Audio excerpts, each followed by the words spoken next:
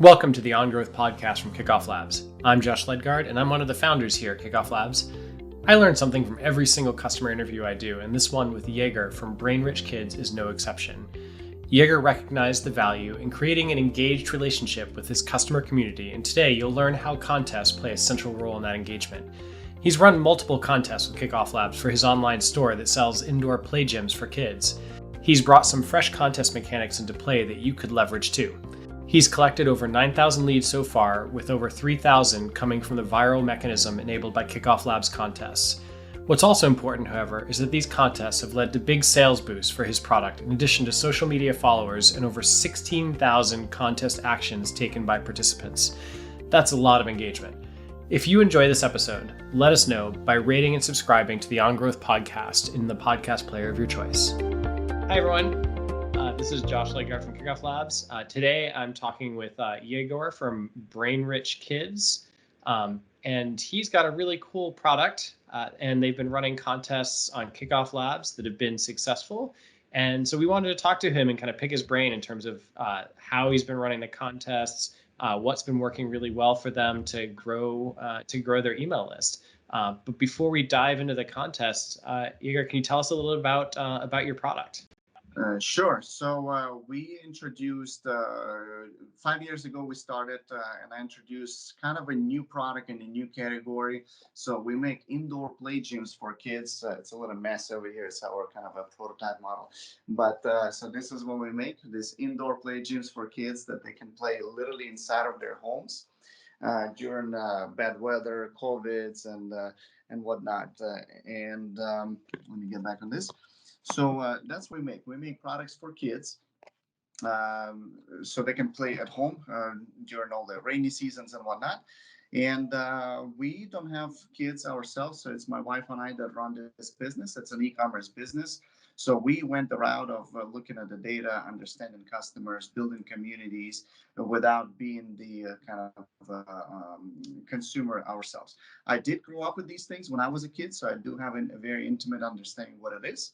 But nonetheless, it's a new market for me. It's a new demographic, and it's 30 years later when I'm reintroducing this product to the U.S. market. So 30 years ago when I had it in Ukraine.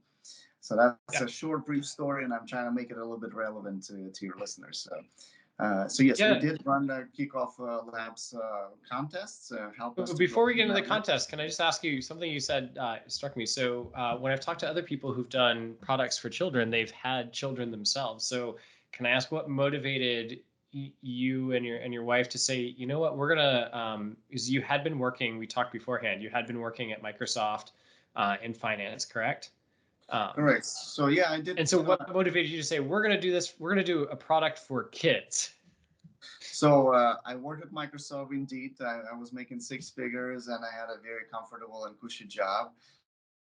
I did have a niece, so I don't have kids myself, but my sister, she had her first niece, and now she's about to produce a third one. So two girls and one guy, one little guy is going to come out sometime in September, in just a few months. So I wanted to start a business, wanted to leave a corporate world, did finance, and I was supporting sales and marketing teams and, managed a $12 billion business. And it was all exciting. However, I always wanted to start my own thing. So I figured like, well, if I'm that smart, why don't I start my own thing? I was giving advice to all entrepreneurs, went to all the startup weekends and mentored, startups and things like that, giving advice left and right. But then at some point, I figured like, wait, I mean, why not me? So I left six-figure job. I had 25 different ideas what to do. Wanted to do software, so that's why the name Brainrich came. It was supposed to be Brainrich software, but I ended up doing Brainrich Kids product for kids. So I don't have kids, but I did want to get one of these thanks to my niece. I grew up with these play gyms, and they greatly helped me with balance coordination, physical development, and whatnot. And I wanted to share the same thing. Couldn't find it here in the States. Then eventually I did find it was too expensive. Reached out to them and I said, hey, I'm about to leave my Microsoft job. Do you guys want me to do drop shipping? And I said, what is drop shipping? We don't understand. It's too complicated. No, we don't want. And then I ended up just reaching out to a manufacturer, created my own brand, and I started. There's not a word of marketing education in my resume, but I did become a professor of marketing at local Bellevue College eventually. Um, because I learned and I try to practice. So I learn and practice. So I don't know. Mhm. I kind of made this answer not very concise, but yeah, I don't have kids, but my sister does, and I love my nieces. So that I started for them essentially. Very cool. So you've got let's skip. So you've got a product. You've got a great idea. You're got it, and it's for like indoor play gym for kids, and you're starting to sell it. Tell me how you came across Kickoff Labs. What were you trying to accomplish?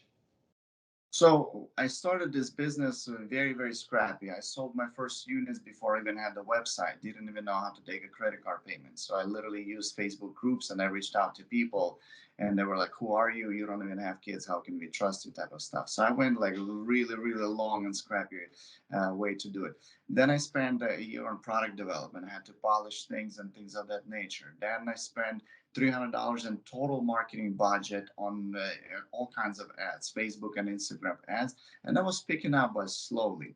And then eventually I've learned that my particular audience is hanging out in Facebook groups and Instagram, Pinterest, and things of that nature. So my particular audience, right? I always tell people, hey, you have to be like a, doctor. If you're, you have to examine the patient first, and then figure out what exactly is wrong with the patient, or aka how to sell the product to the patient. So if I say, hey, do Instagram because it's good for you, but your audience is military government personnel, it's not for you, maybe.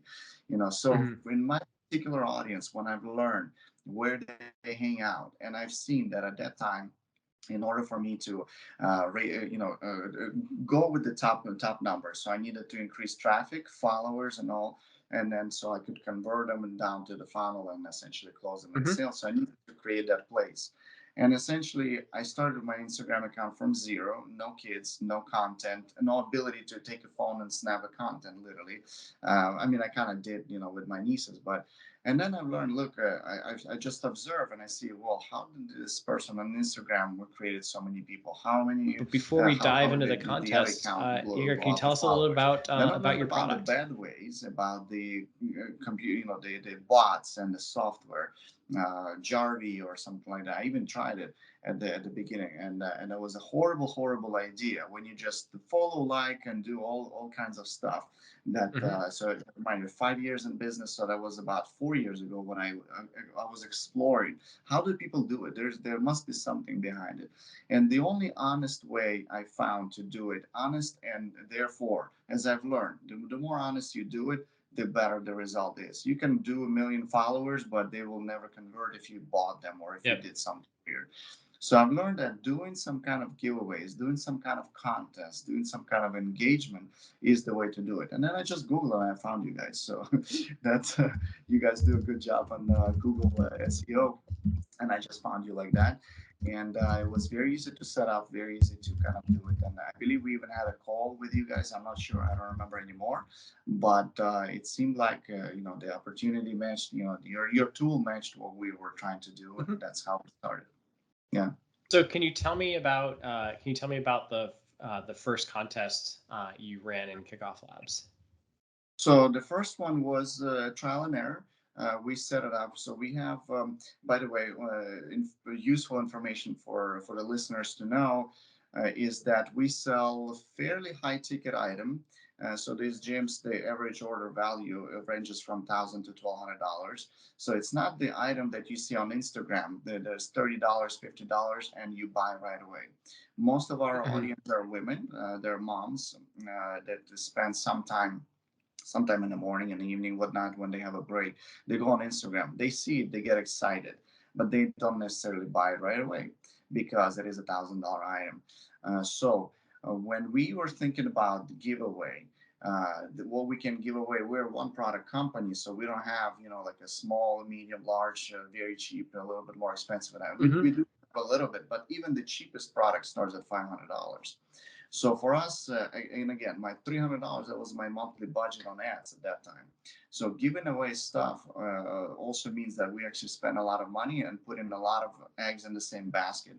At that time, And again, it's small business when you start and everything. With $300, I think I used to spend $100 and I was getting 18,000 views or impressions or whatever, on Facebook. So I thought, well, why would I do a giveaway or a contest when I can just put this money on Facebook and get 18,000 people to see my ad?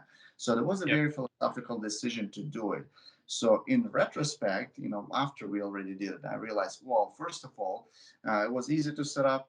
We just picked an item, we did the campaign, and we just blasted to, forgot how many followers we had on Instagram at that time, maybe like 3,000, no more than that. It was very small. Maybe I'm wrong in this particular time frame, but we did not have a huge base. We did not. But we wanted to make sure that we get the initial traction. We wanted to make sure that we get, and we were blasting it everywhere. So we set up, just if you just set up the campaign, nobody knows about it. It's kind of useless. Yep. So we did run ads. We messaged people literally, like, hey, by the way, you asked us the question a month ago, and they said it was expensive for you. Why don't you enter the giveaway? So we did a little bit of the manual stuff. Then like that tipping point, that the flywheel effect, people started sharing, and this is when it started taking off. So when you build that initial group of people that are super excited about your campaign, they spread it, and then it becomes viral. So I Mhm. mean, we didn't get viral in the sense we didn't get millions of impressions, but it did go viral in the sense that in the first campaign we did, if I'm not mistaken, we got about 6,000 emails as a result, which is a lot considering to, first of all, to what we invested, what we paid, and it could have been way better. But again, first campaign, never did it before, Yep. barely any following and things of that nature. So it may sound like a lot, may sound like not a lot, but that's how we did it. Yeah. No, and just to like, if you don't mind me sharing some of what I'm looking at, some of the data from the first campaign, and it's very typical of Kickoff Labs. I mean, so I'm happy to see whenever I look at these numbers, I'm like, yes, this is exactly what we're going for. Yeah. I can see you had over, of the few thousand leads you got in the first campaign, well over 1,000 of them came from the sharing. And it, in fact, ends up being around a little bit over 30% of the leads were coming from the sharing.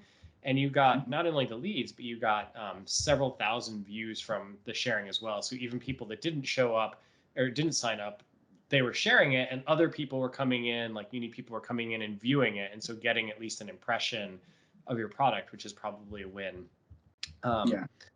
what And was I can't see you did have around or a few hundred people came from ads, which is pretty successful. Do you remember how much money you spent on ads for this campaign? barely anything, $10 a day, barely anything. And the campaign was, I forgot what it was, 5 days or so. So barely anything, because we just didn't know. We were running ads, we were running retargeting ads and other ads regardless.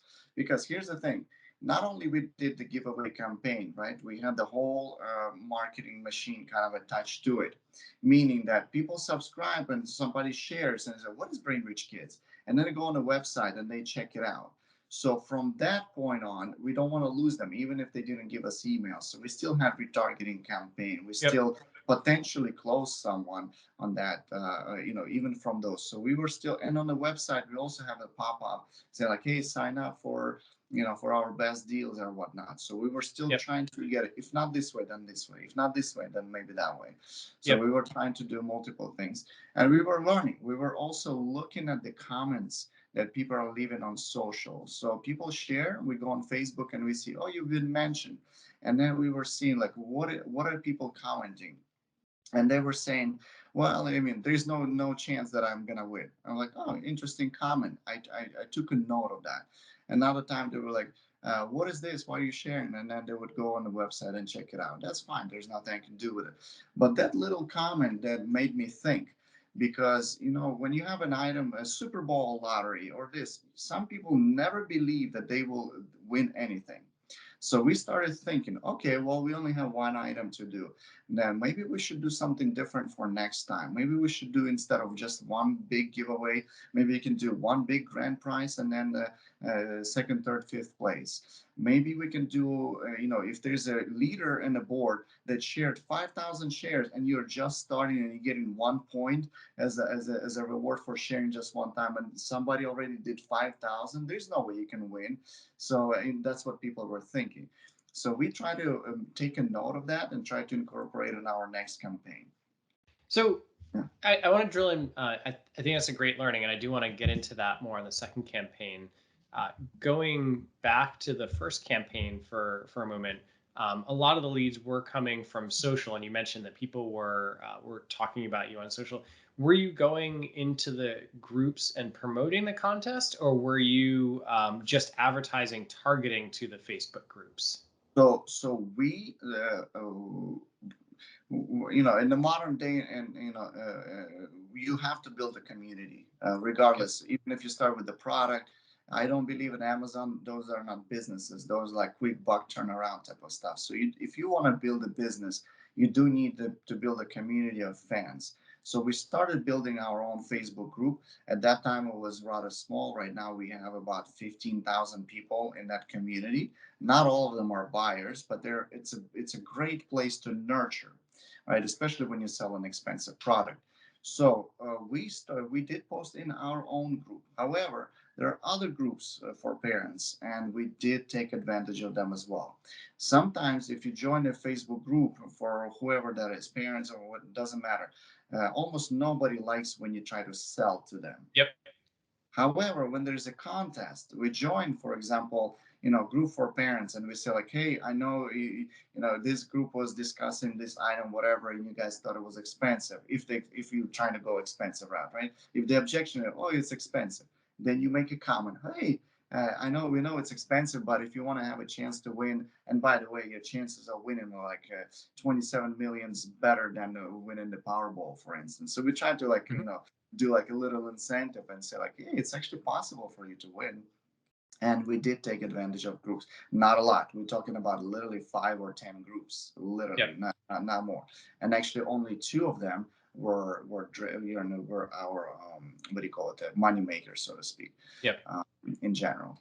And again, those posts, they live forever in those groups. The Mhm. contest ended, but the post still is still there. So that's why we did it, for multiple reasons. you know And I want to ask about the retargeting because you mentioned the use of retargeting. Can you were you using retargeting to target people that didn't enter the contest but visited the contest site? And were you trying to get them to enter the contest, or were you just adding them to a general like retargeting list for your product to get them to come back and potentially buy your product, or both? Yeah. So simple concept. I don't know if this is too rudimentary and all, but I have a business. I have a cost I have sales, and I have cost of sales, and I have Yep. marketing cost of the inventory, and I have marketing expense.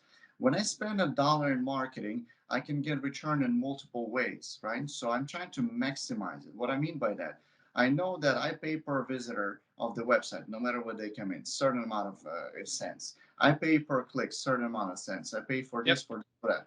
So when I'm giving away a very expensive item, I want to maximize that. So what can I get? If people don't buy, I'm thinking like I'm meditating. What can I get? Okay, if I get a click to the website, I can learn. I can teach Facebook Pixel. Facebook Pixel will pick up, better audience. We'll find better lookalike audience. Okay, that's great for me too. So you see, like I was trying to see beyond just the giveaway campaign. I was trying to see what I can do, how much I'm willing to pay for the email. Is it really important for me to share on TikTok or Instagram?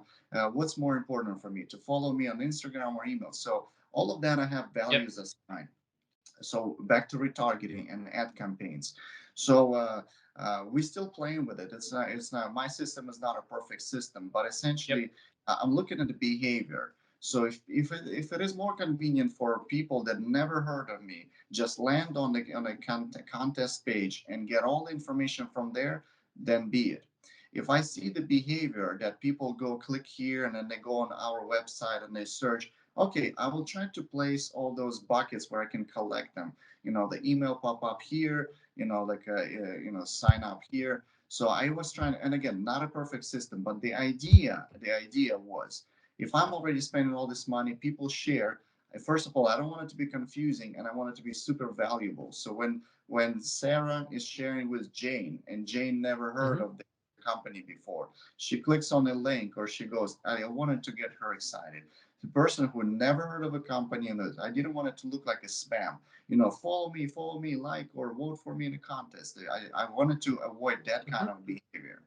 In other words, so that's why I don't know if I mentioned this or not, but one of the key things that we kind of we didn't invent it most likely, but the idea came to us, and most likely other people did it. But we figured, why don't we incentivize friends? So, for instance, you're my friend, right? So Yep. you share this with me, and let's say I won. Wouldn't that make you feel upset? You're like, oh, dude, I told you about this campaign. You end up winning, and I end up now winning. Yep. So we actually had this little message. So, okay, if your friend wins, you actually win exactly the same prize. So think about psychology of what it Yeah, does, yeah. right? No, that's you're the one of the first people I've heard to say that. So that's a great idea. So you, in the second contest, and I'm just paraphrasing what you said here, so the audience gets it too, is you said there's basically going to be two winners. Is that if your friend wins that you referred, then if you referred them, we're also going to let you be a winner, and you're going to Exactly. give them the same prize. Exactly. So you share with 10 friends, you just Mhm. increase your own chances tenfold, essentially. So that's why, and then the next, I mean, it's like a building a pyramid scheme, but for good, right? Because we're trying to Yep. reward people. So that's the idea. From the technological standpoint, it's a little bit difficult to do it. So we have to run a little bit of a trust-based system because whoever wins is like, oh, I referred him. So we have to like check from the technology standpoint. But we did fine. We were able to validate who referred and all that stuff. So we were able to do it just fine. But yeah, Mhm. the idea is not to make it look like spam. So, you probably, any of us once in a lifetime got hit by, a fitness friend who runs some contest and needs your Mhm. vote, or somebody's kids that run a contest and you're just like, just click on this picture and vote for this. Don't look at Yeah. anything else. Just vote for me. So I mean, I still do it as a friend, but nonetheless, I'm not interested. Versus here, first of all, that we and again, the idea is not to get anyone or 10,000, 50, 100,000 emails. We want qualified emails, right? Yep. So we are also thinking about that as well. So when you share with friend and everything, so we were trying to design again not a perfect system, but we were trying to find maximize usefulness, right? Maximize the quality of our list and Yep. leads we generate as well. So yeah, because with these contests, sometimes, unfortunately, or giveaways or whatnot, sometimes you do get a lot of volume, and that could be not exactly the best quality. Like friends of friends and teenagers. Our audience is not a teenager, but we can get emails of daughters and sons of our customers and whatnot. So Mhm. we try not to do that, but again, there's still some challenges. And so I love that mechanic, and I think that that plays in great with the Kickoff Labs core concept of getting people to refer friends and being engaged in the competition. Um, And one of the other things you did was you took advantage of the actions within Kickoff Labs to get people to earn more entries. So besides referring friends, which would get them 3 entries additional, you had some actions to get them to visit and share on Facebook, to share on Messenger, Instagram, TikTok, Twitter, YouTube, etc. Yeah. Um, and so can you tell me, did you measure a good, a decent, did you get results in the terms of like the audience growth in the other channels besides email from doing the competitions as well? We did because one of the requirements was so in the early days we relied heavily on Facebook and Instagram, plus the ads, right? So our main objective was, hey, let's grow Instagram following because our Instagram is our portfolio. This is where people can go and see what we sell because they don't know what these things are. So that was like literally our catalog. Instagram was our catalog. So our initial idea was like, hey, let's bring everybody to Instagram. They scroll, they look at it, and then they buy. Nowadays, we do it differently. Now we know that it's an expensive item. we're like, let's collect email, let's share as much value as possible, and then we will close them and sell. So during the giveaway campaign, yes, we did know it because it was one of the requirements. Join our Facebook group, join our Instagram, follow, like, and all of these things. So follow the post, share the post, and that was there. Obviously, we did get the boost in following. Um, and also what we did was kind of we kept reminding people like, hey, 3 days left, 2 days left. And when we would throw in some fun facts, we would say like, hey, 1,000 people entered, your chances 1 out of 1,000. Sounds like not a high chance, but chances of winning Powerball is 1 out of 27 million. I mean, we literally took those stats and we say like, it takes you a second to enter. I mean, why not? Because it's a value one. Like Geico Yep. says, 15 minutes can save you whatever dollars or more. Yep. Exactly. Same thing. Like one email can get you $1,000 or whatnot. And then also the idea was we didn't execute really well, but it is expensive for us to do these giveaways because it's $1,000 item. But in the Yep. future, what we will be doing, we'll be giving away other people's items, and I've seen it working successfully. I'm pretty sure you probably even had people on podcasts doing that. Join forces and Yep. join it. So that's another thing that we will be definitely doing because we did realize and saw that we could have done it cheaper, more effectively, and things like that. Yeah. Um, yeah. Cross-pollinating audiences is a huge best practice in the contest. So you get the advantage of like you each get to share an audience, you each get to like expose each other's customers, and so if you've got complementary products, it can work really well. So yeah, and also, so I told you, right? Refer a friend, become a winner. But we also noticed that if you do have one big item, sometimes it kind of discourages people. How do we know? We literally read comments, right? So we're trying to gather that the qualitative data from Yep. seeing the group activity and all that. We're trying to pick up the segment. So for our particular case, we saw that that was a thing. So uh, we also did, I think we had about 10 prizes, and the smallest one was just $25. So we did also throw in store credits because store credit, you have this is how much you sell the item for, but you have a margin. So when you Yeah. give this much store credit, it actually costs you this much, right? Yeah. So, we did that. So it's cheaper way for us to add more value. And we were saying like, hey, we just hit whatever this many participants, we're gonna throw in an extra item. So I don't remember if you actually did it or not, but that was an idea as well. So we were trying to kind of keep Yep. incentivizing people to share. Yeah. So this brings up two questions. So my first question is that leads me to so during the campaign, while each of these contests are running, you were emailing people that were participants in the contest and presumably your larger email list as well. How frequently were you emailing people? And it sounds like your example message was kind of reminding people like you can win. It's only 1 of 1,000. Like it's great odds. Keep sharing and Yeah. telling your friends. So how often and what were the types of messages you were sending? So we ran. So don't quote me on that because it's I might be a little wrong here, but we did run everyone through a welcome series. Mhm. Welcome series emails because we assume that some of these people never heard of us. Maybe somebody clicked accidentally, because a friend shared and asked for a favor and things like that. But we still wanted to educate because, for example, you may not have a kid and you just entered your email. But what if I educate you still and say like, hey, by the way, these are cool things, and we didn't say if it's not for you, then share this email. But we kind Yeah. of wanted to, hey, since we got your email, we're gonna make an attempt to educate you anyways. So we did Mhm. run welcome email series, and because these were contests, I mean, yeah, we did play a little bit, with those like not exactly clickbait email titles, but something like, like, oh no, did you see what happened with the contest? I mean, this is not the exact email title, but there was something Yeah. similar. And people that, while people are waiting for the result, we had extremely high open rates, email, extremely high open rates because they wanted to know if somebody won or not.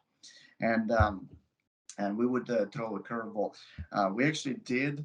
At the end of the campaign, let me do this step by step. So we did send a text message as well. I don't remember if it was through Kickoff Labs or if we did it through another platform that we did at that time because we always like switching the platforms and Mhm. try.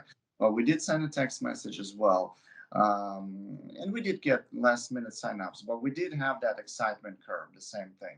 Like people get excited, Mhm. there's yeah, like they learn about it, they get excited, and then there's still, like a drop down in activity, and then people just sit and wait. They're like, okay, I already shared with everybody I could, one or two extra little efforts is not going to make a difference. So we saw that behavior too.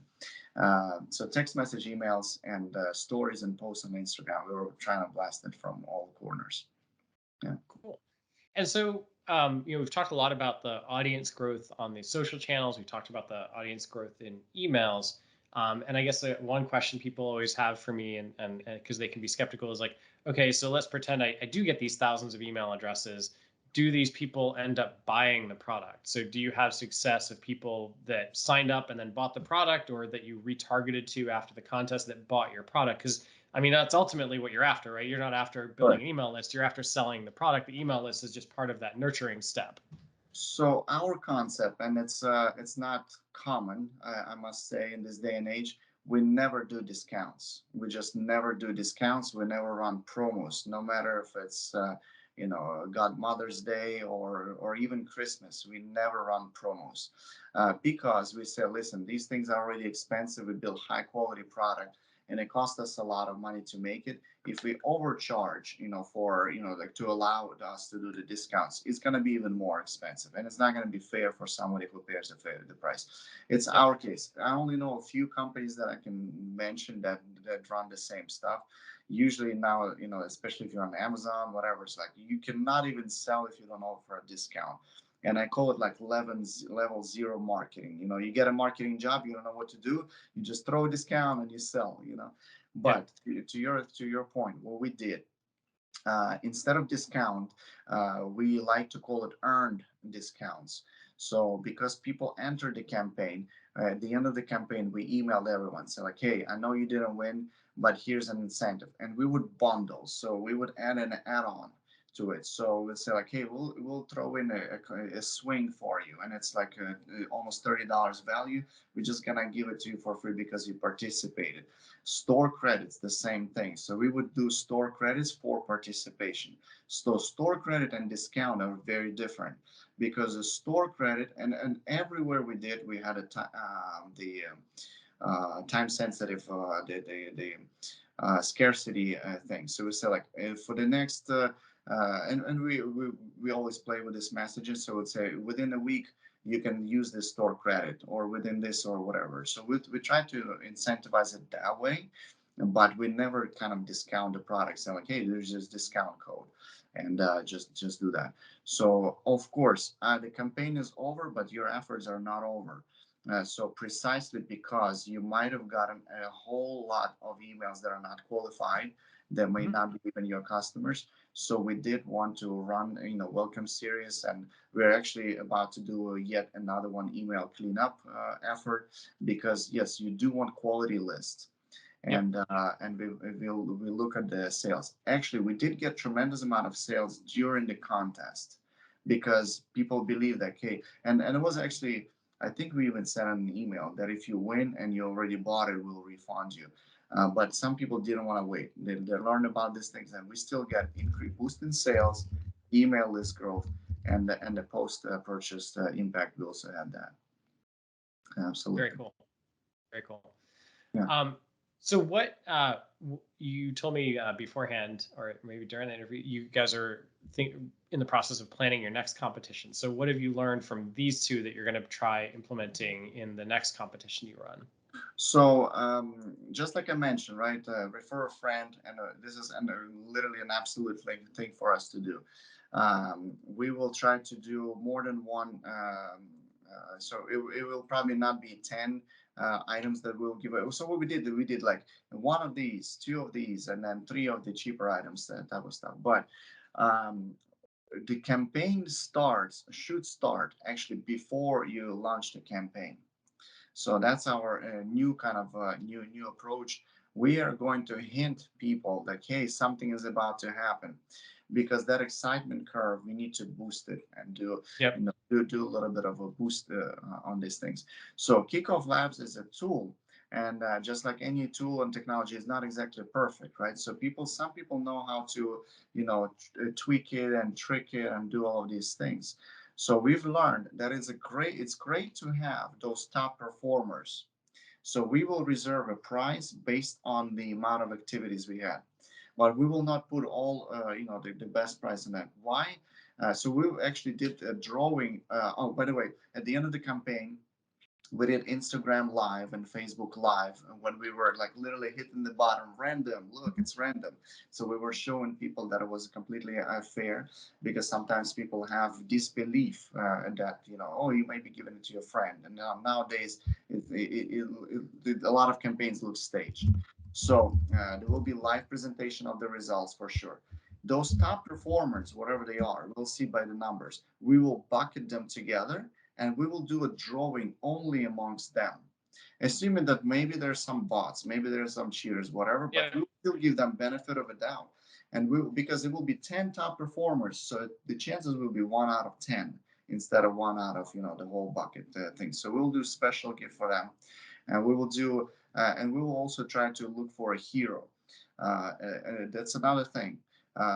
It's manual, but you look at the comments, you look at all the impressions that you make, and you find this one little thing.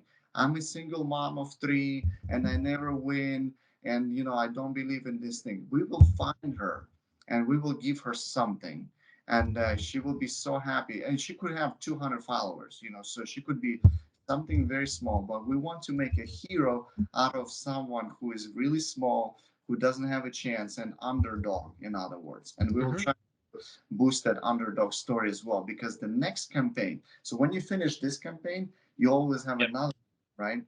So next campaign, people will be, oh, that lady, she was an underdog. And they're not gonna call her underdog, Yeah. but she wanted it. So this time I will participate, because I can, we will try to make people believe that they will have more and more chances. So I believe those were my top suggestions.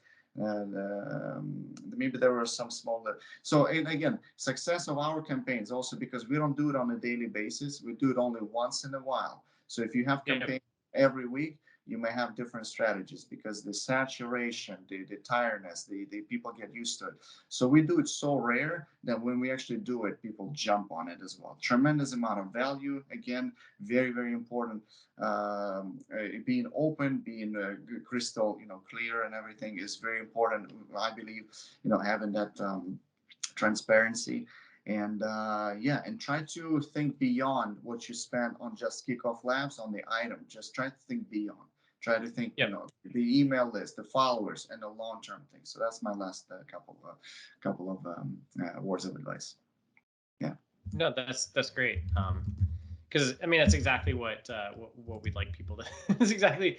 You've gotten the message hidden in what we do, which is exactly what we want people to take away. Is that like it's not just even the specific campaign; it's the results you can get all around the campaign. The extra views on your site, even if no one buys, the fact that people are learning about you, and you might not even hear about it from the campaign. They might have learned about you, and they might have told their friend in person, like, "Hey, check this thing out. This is interesting, right?"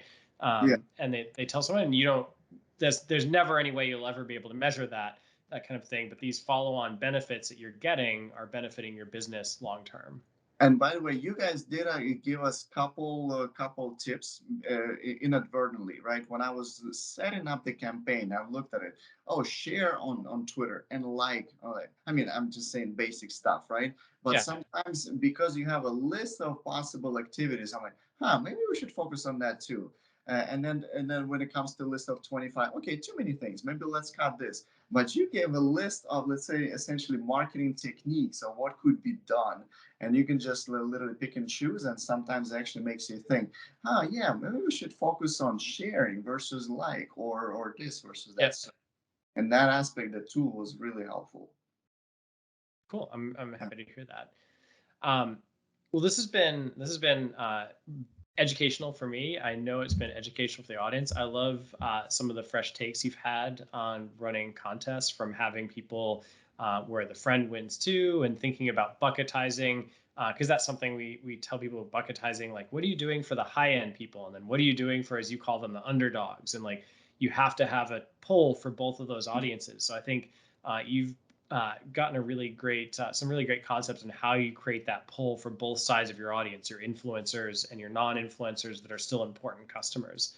Mhm. Um, and I look forward to seeing the results from your next contest, and maybe in a while we'll have you back and say like, here, our next contest was 10 times as successful as these were even, and this is how we did it, because I know people will be learning from this interview. So thank you very much for your time.